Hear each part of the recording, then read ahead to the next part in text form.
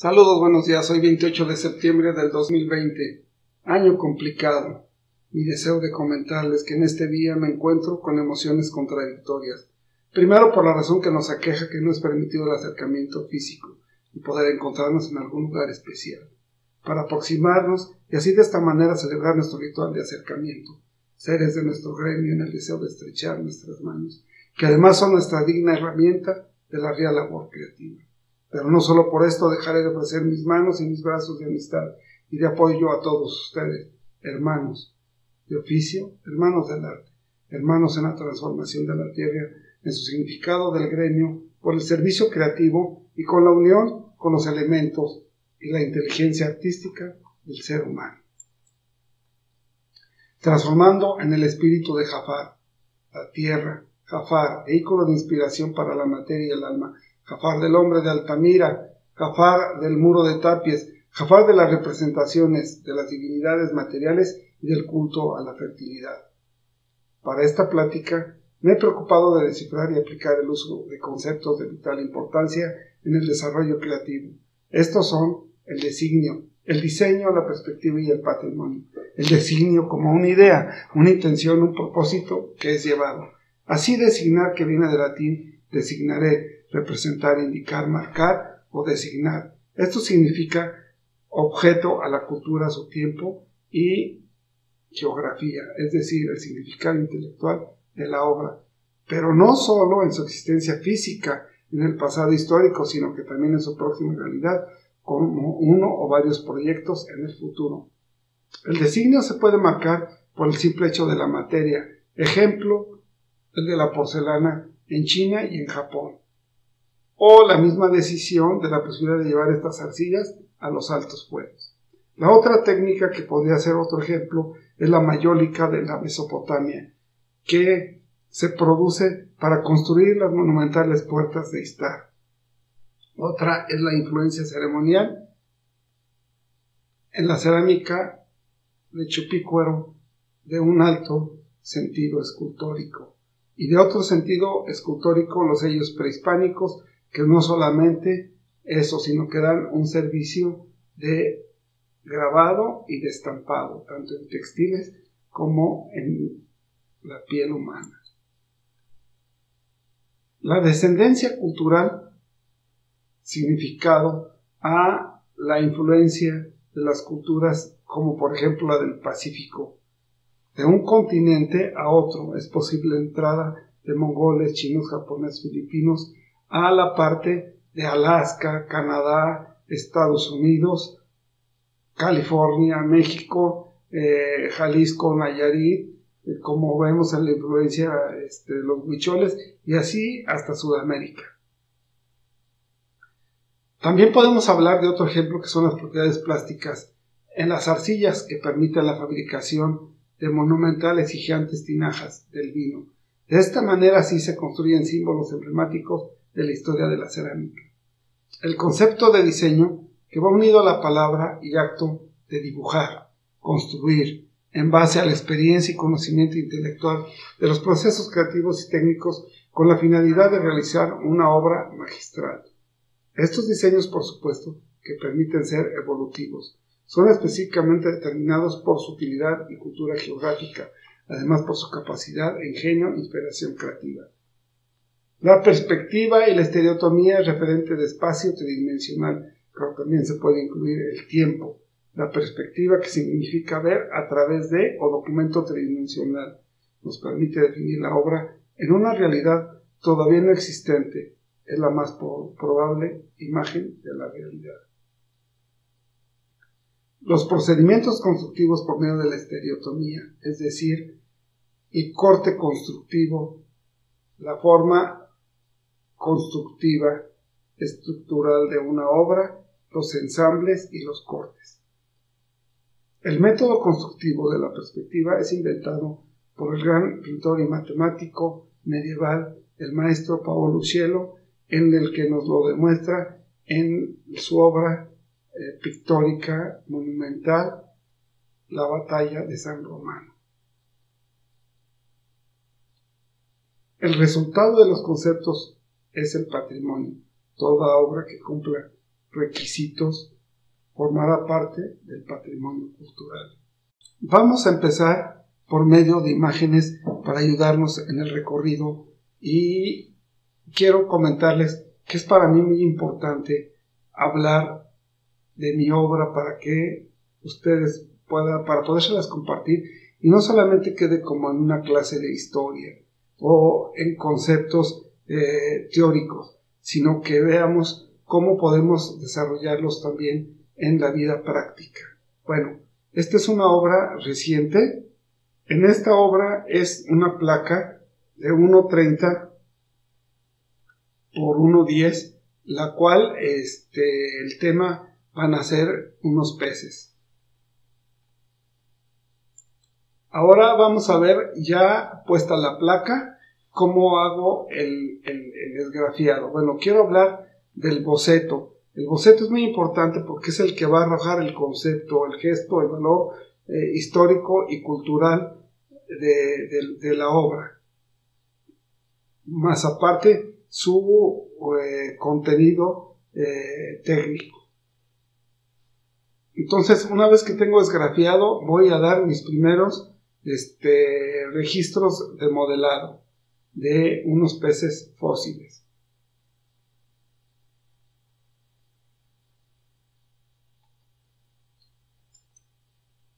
Aquí vemos la manera de expresión de la impronta, que es muy importante para mí en esta obra, el valor y la fuerza expresiva de las imágenes, de los elementos.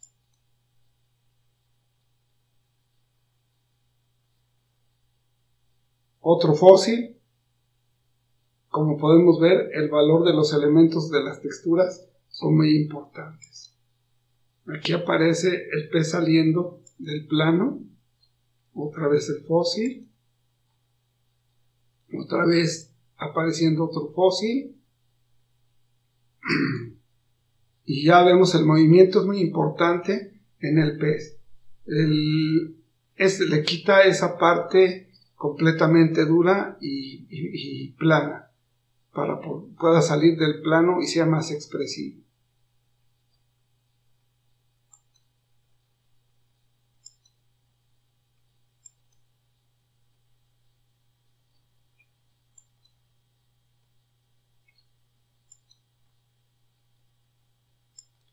Esto es muy importante lo que vamos a presentar ahora, el corte de esa placa porque es enorme y nosotros sabemos que vamos a tener problemas técnicos con la pieza y lo vamos a hacer en cortes armonizados, en cortes que tengan inclusión al dibujo, a la estructura y en un formato que nos permita llevarlo al horno y que pueda ir secando sin ningún problema esta pieza. Enseguida nos vamos a ir a que ustedes vean obra del maestro Paolo Uccello, en la batalla de San Romano, para poderlo identificar y saber que él es la persona que empieza con la técnica propia de la perspectiva. Hay anécdotas que dicen que en la noche cuando regresaba de pintar le contaba a su esposa que había encontrado algo mágico, algo que daba la sensación de profundidad, de espacio, pues era la perspectiva. Bueno, ahora sí vamos a partir ya con nuestro tema de la cerámica. Primero voy a presentar la mano como un símbolo creativo, como herramienta creativa. Vemos una mano rupestre, una mano precolombina y esta mano que es mi mano, que la pongo en las esculturas, en algunas piezas de bronce. Ahora empezamos con las arcillas moduladas de la Mesopotamia. El ladrillo como primera pieza de arcilla constructiva en la que van a modular para crear esas obras monumentales. Como podemos ver, se vuelve como un mecano constructivo que va enriqueciendo y va creciendo según las necesidades. Enseguida vamos a ver la escritura y la técnica ya de los esmaltes, de los cobaltos y del estaño, con la escritura que tiene un sentido gráfico y además que eso va a marcar la historia de la existencia de la humanidad. Modulaciones. Esta imagen es de una fotografía que tomé en el Museo Arqueológico de Madrid. Aquí ya vemos el blanco del esmalte de estaño, el amarillo del antimonio, el negro del manganeso y el azul del cobalto. Y cómo van modulando las piezas, tal como el ejemplo que yo puse de la obra que estoy haciendo. Aquí está la parte mágica, ceremonial y monumental de la estética de las puertas de Ishtar.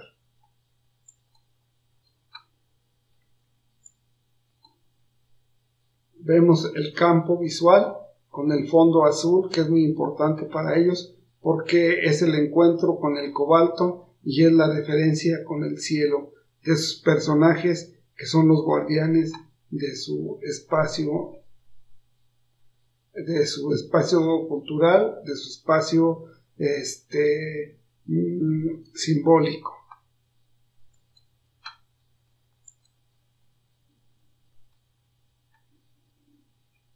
Enseguida vamos a ver esta jarra que es muy importante para mí porque es la transición de la arcilla, de la cerámica al metal, que es una de las cosas que yo he buscado casi siempre.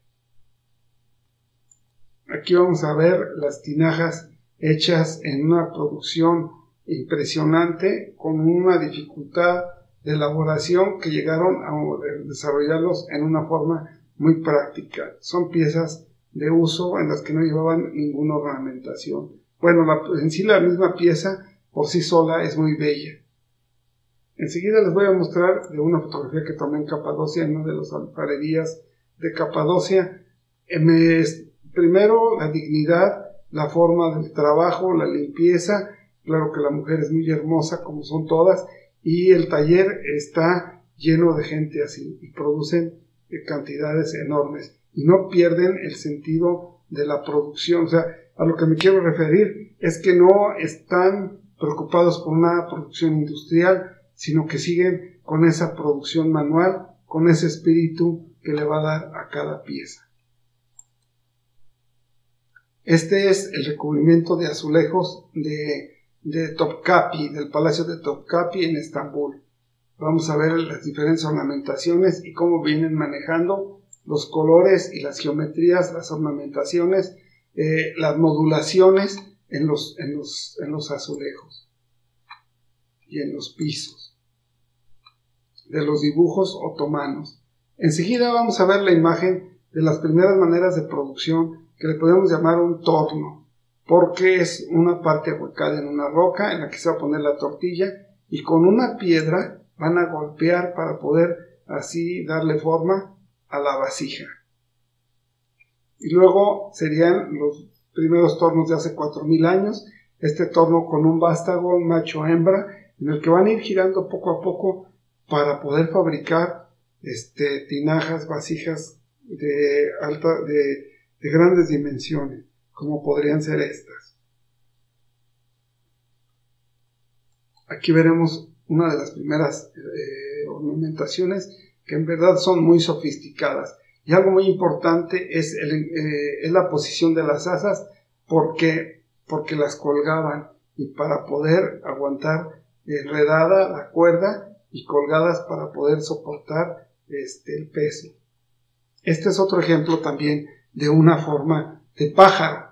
La jarra, posiblemente aceites o jugos o algunos tés. Estas jarras tenían ornamentaciones de su espacio, de sus jardines, de su flora, de su fauna, de su paisaje, pues.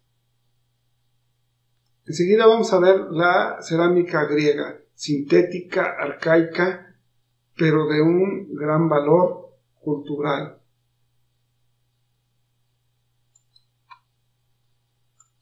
Esta ya más con la influencia, no es arcaica, con influencia de Fidias, son las figuras anatómicas humanas eróticas con un fondo negro y esgrafiadas que con el color propio de la arcilla daban los colores de las pieles humanas.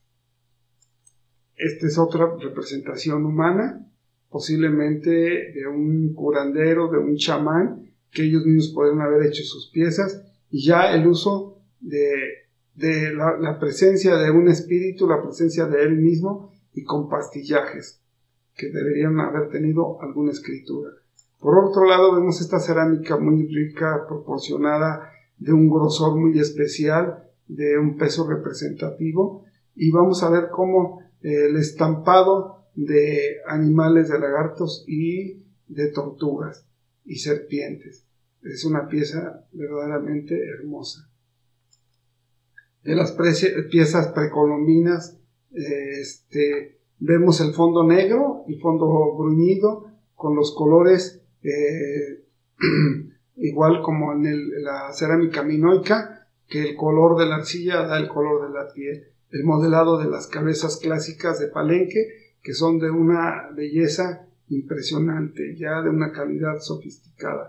Luego la presencia de sacerdotes, brujos, chamanes, divinidades o de alto representación, tanto religiosa como social. Esta pieza es muy especial para mí porque el fondo rojo y el fondo negro enriquecen de un valor estético a la obra, y además esos blancos toman un carácter de presencia muy importante. Platos con los sellos prehispánicos, como lo que hablábamos. Esta es una pieza muy sintética, geométrica, posiblemente los lados sean peces. Es un hombre, un curandero, en el que está presentando una presencia como de un sello. Ahora vamos a ver piezas texturadas como textiles, piezas africanas, que llevan las mismas formas geométricas que una alfombra, que un textil. Estas dos piezas que tienen pastillaje, tanto en las asas, tienen incisiones y volúmenes de animales, de serpientes y tortugas. Esta es una pieza muy antigua china, de la cerámica más antigua en China. Aquí está otra, muy bellas, muy orgánicas, casi barrocas, un candelabro de una belleza impresionante.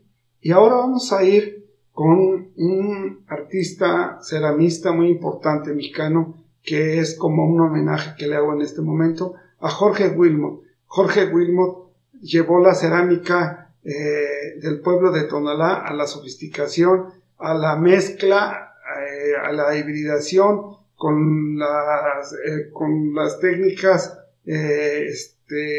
orientales, y con los procedimientos también decorativos orientales.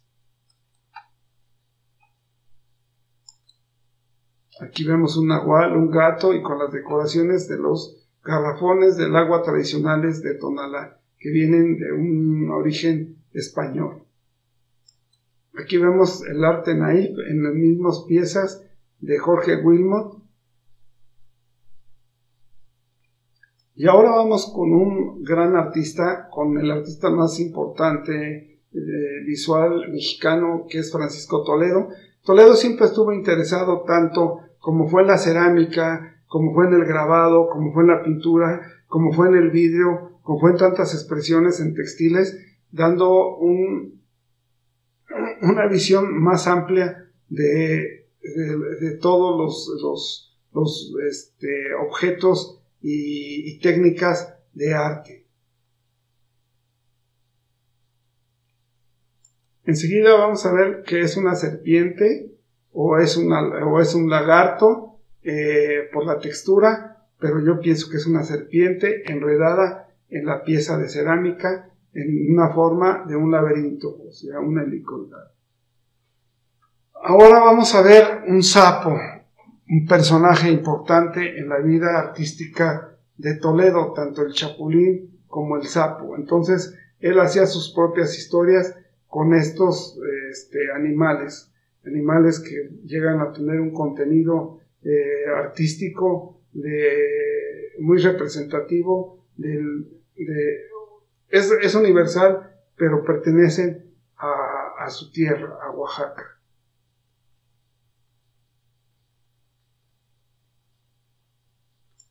Ahora vamos a ver este mural del maestro Nichizawa. Maestro Nichizawa fue mi maestro de técnicas de pintura. Fuimos muy amigos, fuimos muy cercanos y tuvimos mucho tiempo para platicar de la cerámica. Él estaba muy entregado a la cerámica, muy interesado en la cerámica. Hizo un mural para el metro de Tokio en cerámica. Este está en Toluca. Y aquí se ve la fuerte influencia precolombina. Es su mezcla cultural de él, en tanto como es su madre mexicana y su padre japonés. Entonces eso era muy importante en su sentido estético, en su expresión estética, y me hablaba de cómo había que sustentar esas atmósferas en la técnica de la cerámica. Platicábamos mucho de eso. Enseguida vamos a ver a un gran dios de la escultura que es Eduardo Chillida, que nos lleva a ese concepto arcaico que está brincando a nuestro tiempo contemporáneo, que puede llevar, lo importante para él aquí es que la arcilla esté hablando como un material propio de la escultura. Y aquí vemos el procedimiento de sus ensambles como mecanos, en los que él esos ensambles los lleva también a las esculturas de hierro. El siguiente va a ser Hans Cooper. Hans Cooper, él está sustentado meramente en la labor escultórica, en la cerámica, para crear una obra supuestamente de nuestro tiempo contemporánea, que para mí puede ser de cualquier tiempo y puede ser de cualquier lenguaje estético, pero lo que es muy importante es la agrupación de elementos, agrupación de piezas para poder crear diferentes módulos, diferentes creaciones de agrupamiento. Aquí lo vemos. En cada montaje, en cada exposición, habría diferentes propuestas. Yo creo que dependiendo de cómo él así lo decidiera o el museógrafo o curador de la obra. Aquí vamos a ver algo muy importante, el esmalte liso, la textura rayada, nos da con un óxido quemado, un efecto de profundidad, ese rasgamiento le da un carácter especial a la pieza, luego unas líneas muy finas, muy suaves, que le van a dar un sentido muy sutil de un lenguaje plástico de gran calidad.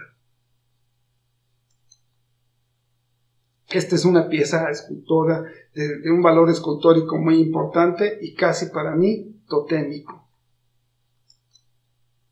Es la transformación de las formas comunes que estamos acostumbrados por la cuestión del servicio. Entonces, cuando la forma ya va a ser más importante que la utilidad, porque la utilidad pasa a ser un concepto meramente conceptual, meramente artístico.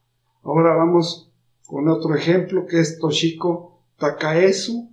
Toshiko es algo muy importante para mí en la cerámica, porque es algo que yo también busqué desde un principio, es que la cerámica valga por sí misma, tanto en la técnica y el lenguaje propio de la cerámica, y que se convierta en un ser de un valor meramente artístico. Igual que Hans Cooper busca el acomodo de las piezas para que puedan dialogar unas piezas con otras.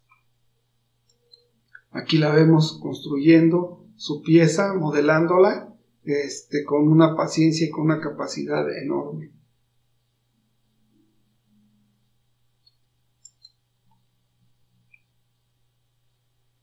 Aquí vemos ella misma integrada, ¿no?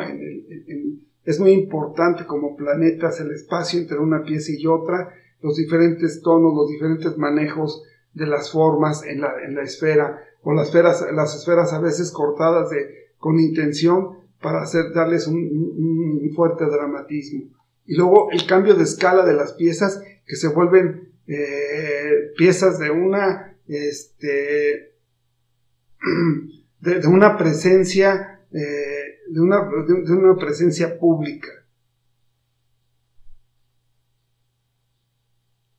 Ahora esta pieza del maestro Gustavo Pérez es una pieza como muchas de él, una limpieza, una pulcritud, la calidad técnica y la expresión artística, ese concepto de diálogo geométrico entre las piezas, y da un sintetismo y una unidad en la obra impresionante. Gracias, maestro. Bueno, ahora vamos a empezar con lo que es mi obra. Bueno, espero que les guste, espero que pueda entusiasmarlos en algo. Y bueno, empiezo con esta fotografía. Son de las piezas acomodadas de las esculturas de tótems y chamanes, que se me antojó como para abrir, de tótems y chamanes, una exposición que tuve en el Festival Cervantino, que pronto hablaré de ellos. Primero voy a partir de algo que considero muy importante, es el sello que lleva la mayólica. ¿Dónde nace la mayólica? Con este símbolo del reino nazarí, donde están los sellos en la parte de abajo de los jarrones de la Alhambra. Y deriva de Malicha, Maleque, Melica, Malegue, a llegar hasta Málaga. Y este es 1238, 1487, reino nazarí. Enseguida el concepto de azuleja, azulejo, loseta vidriada. Entonces, nosotros luego estamos equivocados en el entendimiento del término de azulejo, porque estamos hablando en árabe, realmente es azuleja. Este es una portada de un libro que es muy importante. Yo lo encontré en Madrid, la exposición en Puente de Toledo. Era un libro escrito por Natacha Ceseña, y es la fusión de las piezas de Talavera de la Reina y Puente de Arzobispo, que es muy importante para nosotros. Talavera le pertenece en México a Talavera de Puebla, Talavera de la Reina, y Puente de Arzobispo le pertenece a Dolores Hidalgo, Guanajuato, Aguascalientes, Jalisco. Entonces, esa ornamentación de las piezas, esas ordenanzas, es como se comparte, ¿no? Enseguida, esta es una exposición que tuve en las raíces comunes de mayólica de Marruecos y mayólica de México, en el que fui yo invitado, y las piezas fueron traídas por el rey de Marruecos. Y aquí vemos estos ensambles, estos flejes que para mí me han servido mucho en la parte creativa. Vamos a ver los jarrones de la Alhambra, que van a ser algo muy importante para mí. Es un parteaguas en el concepto de la cerámica y la sofisticación a la que puede llegar uno en el concepto simbólico artesanal. Aquí está, quiero hablar en esta imagen de las, son la jarra, la tinaja de las gacelas, pero podemos ver en la parte izquierda de arriba cómo hay escurrimientos del esmalte mayólico y escurrimientos, desprendimientos, y donde la arcilla aparece, y esto le va a dar una característica especial como de autenticidad de la mayólica. O sea, esa misma técnica que empieza en Istar es la que va a llegar a la Alhambra, y es la que tenemos que hacer para que realmente sea mayólica. Enseguida vamos a ver mi horno colocado ya con jarrones como de 1,70 de altura, más o menos, aproximadamente. Van a ver ustedes ya las piezas colocadas para el horno. Fueron como 6 o 8 piezas que yo le llamé Sueños de la Alhambra. Y fue utilizado este procedimiento. Esta daga yo la compré en la Medina de Tánger, en un bazar. Es una pieza antigua con filigrana de plata. Son hilos de plata enrollados, planos enrollados, que van dando diferentes formas. Y yo la utilicé, la técnica, para el flejado de las piezas que vieron ustedes colocadas en el horno. Todos estos fueron diseños míos, en el que el apoyo del maestro joyero, que es un gran amigo mío, que es uno de los grandes joyeros de México,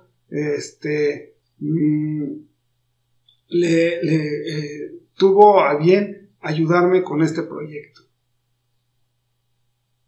Es el maestro García, hijo de don Pedro García. Aquí vemos que ya habíamos hecho piezas, su papá y yo, que se le entregaron a los reyes de España. Aquí vemos este flejado con diseños y que vayan propiamente en la cerámica. Vemos la granada también con la filigrana, haciendo los granos de la granada. Esta es una mezcla entre los dibujos musulmanes y dibujos europeos. Vemos en el cuello las manos de Fátima, que juntando las manos de Fátima dan la estructura de los arcos arquitectónicos musulmanes, moros, islámicos. Aquí tenemos una influencia más europea. Este es un racimo de granadas. Un cántaro también flejado en una base de herrería. Esto fue la primera exposición de los jarrones en la sala del primer depósito, que es el museo que tengo en la ciudad de Guanajuato. Bueno, entonces aquí terminamos con la parte artesanal, ¿no? Y ahora vamos con la parte artística, que, bueno, me jala mucho porque puedo usar recursos y valerme de cosas, de defectos técnicos que se convierten en virtudes plásticas. Y este es un ejemplo de esta placa, de esta obra. Como pueden ver, nos da translucideces, transparencias, texturas, la arcilla, todos esos efectos que se convierte en una obra completamente abstracta. La que sigue es un segmento también de un mural que nos da el sol, nos da el paisaje de un sol incrustado en una tierra, en la textura del mural llamado tierra. Son segmentos también modulados que me van a servir para los grandes murales que hago. Aquí tenemos también los estampados, así como los sellos precolombinos, buscar cosas que queden estampadas sobre la arcilla. Y los valores de los colores, del engrosamiento, de bolas de vidrio, de bolas de esmalte aventadas sobre la arcilla para que nos fundan y nos queden efectos especiales, de piezas con desprendimientos voluntarios e involuntarios. Esta es una tinaja, la que adoro porque busqué yo el desprendimiento y felizmente me resultó. Enseguida vamos a ver una pieza escultórica que es el búho, en una pieza de alta temperatura, que la hice en el taller Gallo de Oro de mis hermanos, que después se llamó La Cruz. Ahora, estas piezas son muy importantes porque las utilicé mucho, fue de una gran ayuda. Cuando yo iba a Silao con mis caballos a practicar ahí cerca de la estación Lienzo Charro, estaba una señora en la calle con lavaderos tirados y solamente pronto se me vino la idea de que yo podría hacer algo. Les vi caras de pez, forma de pez, me los traje un poquito, más bien mucho en el homenaje a Picasso, y hice varios, como unos 20 lavaderos de estos que son como de unos 80 por 60 centímetros, por ahí más o menos, y los expuse en la galería, la primera vez en la galería de Lourdes Chumacero. Ahora, estos grandes platones que yo buscaba solamente la cerámica por la cerámica, quiero decir que no había un pretexto de ornamentación con pinceles ni nada de eso, solamente utilicé un esgrafiado de unos peces en el centro, como peces fósiles, como los que vieron al principio en la placa, pero solamente esgrafiado y con los esmaltes y las lavas volcánicas. Quiero decir lavas volcánicas porque yo supongo que de los volcanes es donde vienen los esmaltes, y entonces yo estoy haciendo un poquito de rescate en esas piezas. El plato que ven ustedes aquí lo ven, es de 30 centímetros de diámetro. Lo puse en la puerta del horno para que me diera ese efecto. Entonces entre los jales de la mina, las arenas del desperdicio de la mina y los efectos de acumulamiento y procedimientos de quemados, me dan esto terminado en las piezas. Aquí tenemos una gran tortuga con peces arenosos de cada lado. Esta es la parte también de formas ya escultóricas, en la que utilizo las piezas modeladas para transformarlas a otra forma, las cuales luego me di cuenta que eran urnas con el tiempo, porque me invitaron a dar una conferencia en la Universidad de La Salle en León sobre el arte funerario, y fui viendo cosas que yo había producido y me di cuenta que eran como urnas funerarias, ¿no? Aquí tenemos uno de un altar barroco. Esto es muy interesante porque un amigo me dijo, hazme un altar pero como tú quieras, o sea, con la libertad. Entonces me valida todos estos efectos del modelado, del esmaltado, y fueron de los primeros murales que hice con este efecto. Enseguida vamos a ver una piedra de laja volcánica, que también la expuse en un festival internacional cervantino. Vemos que los relieves que hay ahí como hilos son también de arena de la mina, unos salpicados de esmaltes diferentes, un sello con un azul egipcio y unos pececitos fósiles muy apenitas, ¿no? Y un manchón de mayólica. Estas lajas volcánicas yo pretendía, porque me decían que las podían cortar del tamaño que yo quisiera y traerlas, pero fue imposible, pues después perdí el hilo. Ahora, esta calavera tiene un significado muy especial para mí, porque esta calavera yo la modelé para Juan Ibáñez, pero él me decía que si la mayólica tuviera rojo, llegaba a ser la cerámica más sofisticada de la historia. Y me quedé grabado en eso, hice un horno especial y logré esos rojos. Ahora, aquí vemos como estampados textiles sobre la cerámica, buscando ciertos efectos tanto en la arcilla como en los grabados. Aquí tenemos esta placa de 50 centímetros por 1 metro en peces con valores de fundidos, escurridos, y etcétera, etcétera, ¿no? Y este otro pez que es también de una placa de 50 por 1 metro, en la que vemos la textura de la placa, el fondo, y luego siguen las arenas de las minas creando varias sobreposiciones para lograr texturas, y al último dar la forma del pez con un azul egipcio, con un azul de vidrio egipcio. El siguiente es de un mural de 18 metros cuadrados, una sección solamente, las placas son de 50 por 1 metro todas, y era la línea del tiempo, y en esa línea del tiempo yo representaba varios momentos de la cultura, del arte, de la humanidad. Esta también es una pieza que pertenece a esa.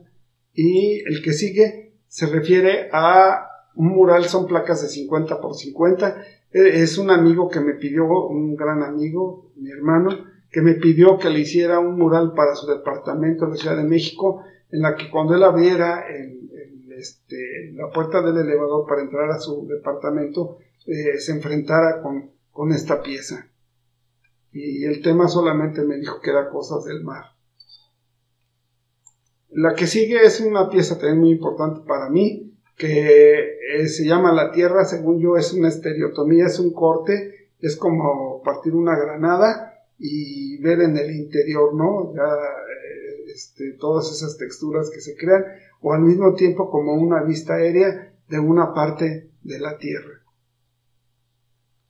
El siguiente mural está en Centro Comercial Pozuelos. Se llama El Trazo de la Tierra, y sigo con la Tierra, pero esta mide 4 metros por 12, y parto al centro primero de un sello que pertenece a todas las culturas de la humanidad, o sea que representa al mundo, al planeta, y luego lo corta con un eclipse del lado izquierdo, el espacio, el universo, pero en el universo va a estar el hombre en la búsqueda del propio universo, y en la parte de abajo esas partes pétreas son como las pirámides de cualquier cultura, de cualquier parte de la Tierra.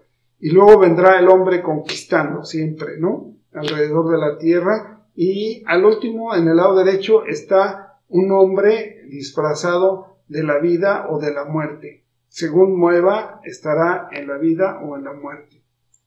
El siguiente mural son placas de 50 por 50, y es la idea para una casa en Mellado, en un lugar mineral, Casa Mellado se llama. Hice este mural con el tema precisamente de los mineros, adentro de la mina, en el interior de la mina.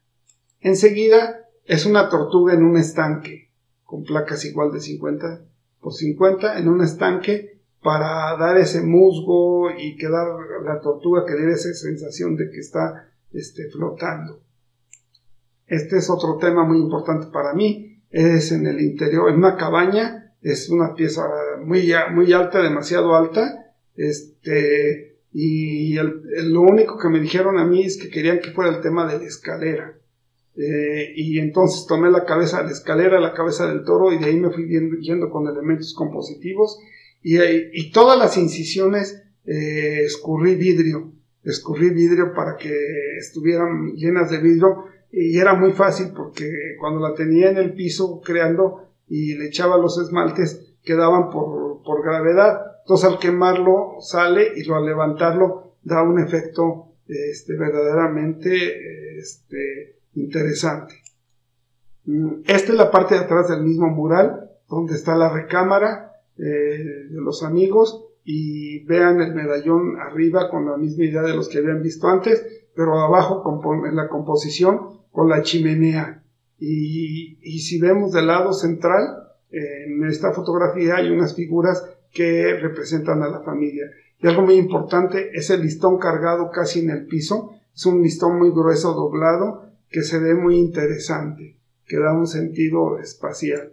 Y esta es la iguana del sol, está en la casa del rector, con esgrafiados, con un fondo azul muy cobalto, muy oscuro, salpicados de verdes, de azules, de tierras, y la iguana prendida al sol, ¿no?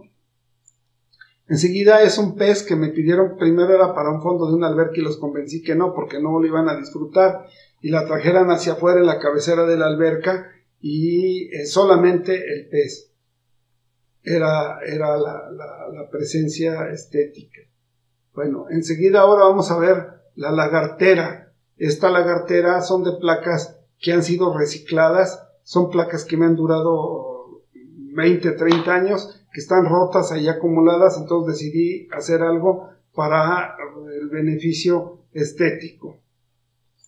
Y aquí tenemos un toro, como el toro de Nosos, que está manchado con las arcillas refractarias. Este mural lo hice también para el festival cervantino pasado, que es la misma idea. Pueden ver en algunas partes las manchas de piezas pegadas en las placas. Entonces, son placas como de desecho y yo las reciclo al arte, que es lo que les decía. Hay que buscar los defectos técnicos para llevarlos hasta las virtudes estéticas. Esta es una gran pieza que tenemos en un festival. Este es el mismo toro visto en otra manera, y en la parte de abajo tanto el círculo como los cuadrados están con vidrio y le da un efecto muy especial.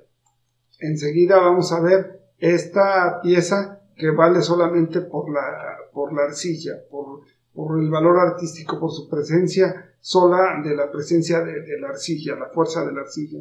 El que sigue es un mural que se hizo en el Bicentenario, está en la ciudad de Irapuato. Es anecdótico, es muy importante, se llama la estación de Irapuato cantaba en los horizontes, pero quise poner la estación de Irapuato, el tren, porque es la canción de Pancho Villa, pero es muy importante la mezcla, que ya voy para allá, en la mezcla del bronce con la cerámica. Enseguida estoy en una exposición en tótems y chamanes, que fue llenar todo el patio monumental de la Alhóndiga de Granadita, que es una de mis cosas, de mis actividades artísticas que yo más he disfrutado. Vamos a ver algunas piezas. El desarrollamiento del horizonte, que es una pieza que luego, saliendo del horno, le pegué hoja de oro. Esta es una escultura en bronce de los vigilantes. Esta es una pieza como de 2 metros que se llama Toguna, Alaska, Nosos, 4 estaciones, Tassili, Historia de la Tierra, Oteiza, en homenaje a Jorge Oteiza, el gran escultor, Estela, El chamán de la fiesta, Dolerita, Chillida, un homenaje a Eduardo Chillida. Tótem del aire. Chamán Egeo. Chamán Egea. Licos. Silencio. Prisma funerario. Artemis. Ave. Solar. Tótem del recibimiento. Basterrexea. Cícladas. Izón. Columna de Malva. Cráneo. Arca de la Alianza. Capadocia 1, Capadocia 2. Toro arqueológico. Y por último, las artes del chamán. Estas son muy importantes porque lo modelé, es como de 2 metros por 3 y fracción. Lo modelé con plastilina como si fuera arcilla licuada para poder ir modelando y dándole ese efecto.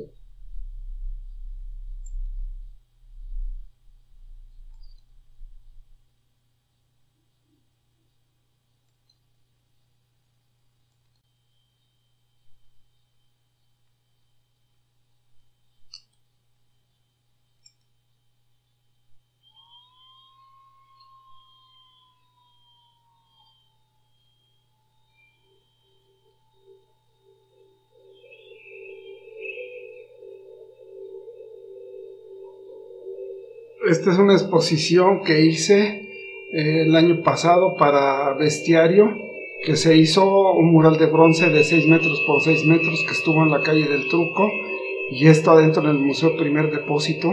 Cuando estuve modelando el mural que estaba haciendo las cabezas, pensé que podía hacer una exposición independiente en la que fuera presentando diferentes cabezas con diferentes elementos, diferentes formas de expresión, sobre todo en las crines, para enriquecerla y hacerla más alegórico. Y la presencia del modelado también, aparte el acabado, me interesaba mucho que fuera el modelado, en la parte metálica, la expresión metálica. Y me dio, bueno, fue muy importante para mí porque esa es la transición en la que hablo yo, de la arcilla al metal, en la que también pienso hacer piezas que estén mezcladas de metal, ensambladas de metal con arcilla.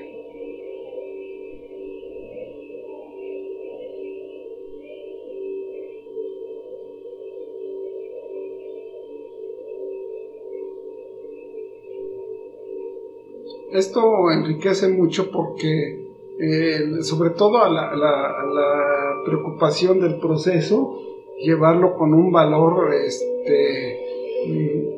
con una unidad, ¿no? Todas las piezas para que puedan formar esa unidad de la que hablamos en la fortaleza de la exposición.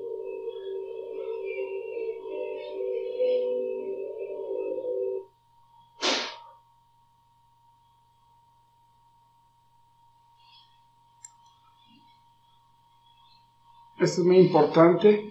¿Por qué la pongo de fondo? Es un dibujo, es el primer boceto, tal como de lo que les enseñé al principio. Es el primer boceto que hago antes de empezar la escultura, y yo sabía que iba a ser de 5 metros, un poco más de 5 metros.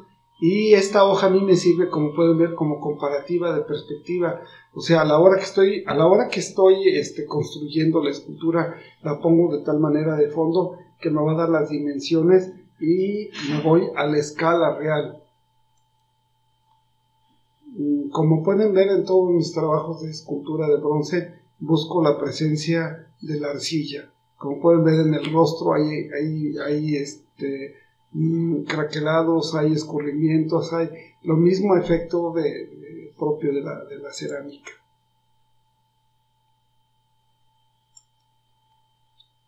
Aquí vemos el toro arqueológico. Este toro arqueológico también tratado de la misma manera, con elementos que van mucho al modelado de la arcilla. Aquí vamos a ver, este león es un león de 3,5 metros. Lo que ven está en plastilina, no es arcilla, de estructura metálica, y está tomado de un dibujo que hago anticipadamente, como pueden ver. Este dibujo lo hago como si fuera una radiografía, por decirlo de alguna manera, para que me vaya dando los movimientos, las dimensiones, y a la hora de estar creciendo lo pongo igual como vieron en la otra, que nos puede dar esos resultados.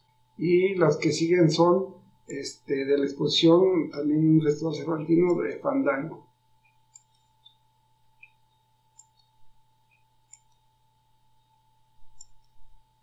Bueno, pues muchas gracias. Hemos terminado, es todo, y espero que ustedes tengan alguna pregunta, con todo gusto. Gracias.